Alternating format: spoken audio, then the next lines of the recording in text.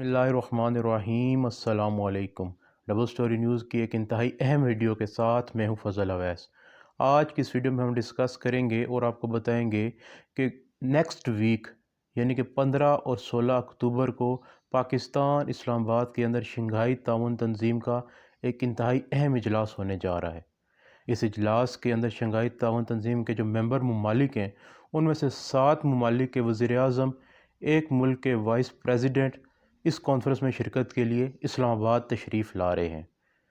ये कौन कौन से ममालिक हैं और कौन कौन से ममालिक के वज़राए आज़म आ रहे हैं, ये वीडियो के सेकंड पार्ट में हम डिस्कस करेंगे। सबसे पहले आपको SCO यानी कि शंघाई कोऑपरेशन ऑर्गेनाइजेशन का एक ब्रीफ सा इंट्रोडक्शन बता देते हैं। शंघाई ताउन तंजीम या शंघाई कोऑपरेशन ऑर्गेनाइजेशन जी 2001 के अंदर चाइना और रशिया की जानिब से बनाई गई थी। इसका मकसद ये था कि यूरो एशियन जो पॉलिटिकल मामलात यानी कि यूरोप और एशिया के जितने भी पॉलिटिकल मामलात हैं, मुआशी मामलात हैं, इंटरनेशनल सिक्योरिटी से रिलेटेड और दिफाई जो भी मामलात हैं उसके ऊपर शंघाई ताउन तंजीम ने नज़र रखनी है जी। और शंघाई ताउन तंजीम के जो ममालिक हैं वो मिलजुल कर जो है इकनॉमिक, पॉलिटिकल,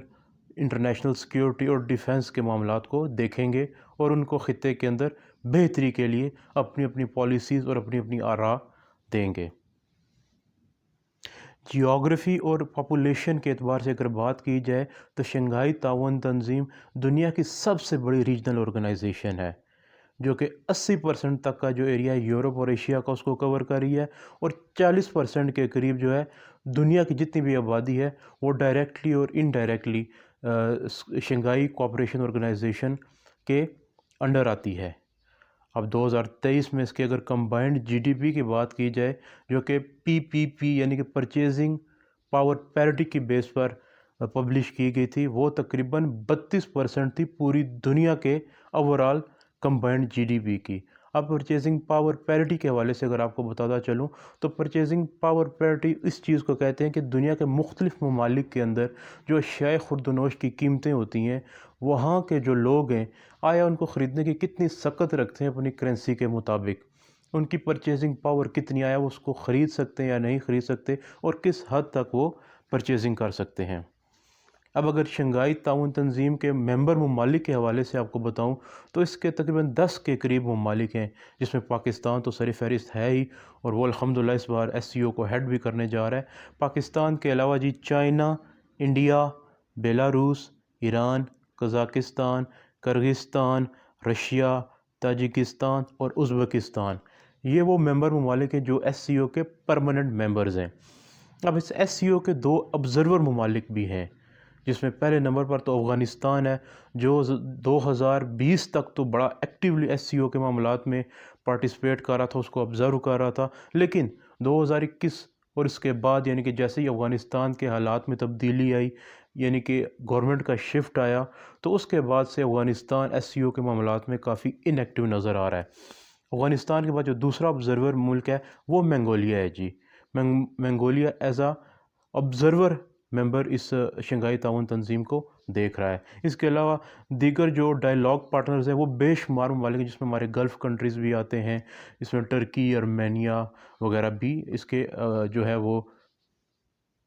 डायलॉग पार्टनर्स हैं। अब आपको लेके चलते हैं वीडियो के सेकंड पार्ट की तरफ और आपको बताते हैं कि पाकिस्तान इस्लामाबाद के अंदर 15 और 16 अक्टूबर को जी SCO यानी कि शंघाई ताउन तंजीम, और इसको chair of head of government भी गवर्नमेंट्स भी कहते हैं, इसका जो 23वां इजलास है वो मुनक्किद होने जा रहा है, जो कि पाकिस्तान के लिए एक बहुत बड़े एज़ाज़ की बात है और हम सब पाकिस्तानियों को इसको सपोर्ट करना चाहिए। और यकीनी तौर पर जो हमारे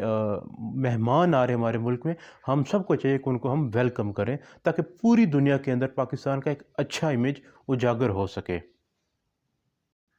अब इस इजलास के हवाले से आपको बताते चलते हैं कि आया